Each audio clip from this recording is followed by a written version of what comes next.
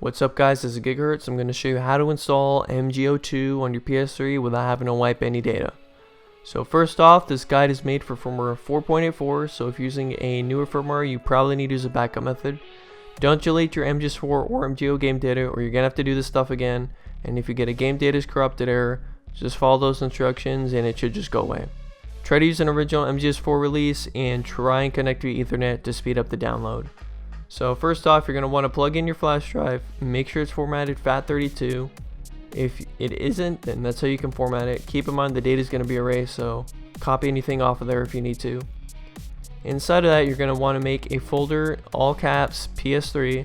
Inside of that, a folder named Update. And then you're going to want to download and unzip the firmware that we have in the description. And then just copy that over to the Update folder. Now you're going to want to rename it, so make sure that you have file name extensions checked on whatever OS you're on, and rename the file. Take away the stuff in front of PS3 update.pup. Keep in mind there's no E at the end of update. You're going to want to plug that into your PS3. Make sure it says 4.84.2 HFW. Install that firmware. You're going to want to do that 2 times just to be safe in the future. And then once that is done installing, you're going to want to have your disk in your drive, start up the internet browser, and then go to SaveMGO.com/0. Once that's done loading, we're going to click on the check disk button, and it's just going to verify that the disk that we have actually has the MGO data on there. If it doesn't, you'll probably need to go find an older disk. Now start up MGS4, decline the 2.0 update.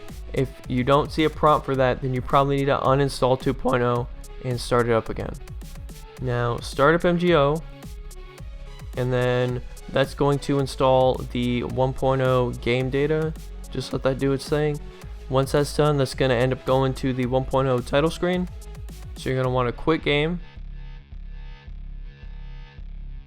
And then we're going to go back into the internet browser. We're going to go to the same place, SaveMGO.com/0.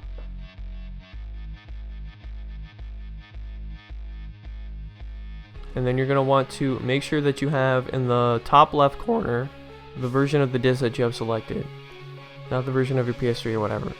And click on install 1.0. This should just take a few seconds. And once that's done, it says install complete. You're going to want to start up the game again. You should not see a prompt for the 2.0 update because the game is going to think you're on 2.0 already. You're going to start up MGO, and then you should be on version 1.01 in the bottom right corner. If you don't see that, then you probably selected the wrong disk version in the internet browser. So just accept the terms of service here. You should see an update for 1.36. Download that. It probably is going to take like an hour. Install that. Should take about 10 minutes, and then once you're done with that, quit game. And then once you start up MGO again, it's going to say version 1.36 in the bottom right corner. So that's it guys, you'll be able to play now. Head on over to SaveMGO.com, make an account, and I'll see you online later guys.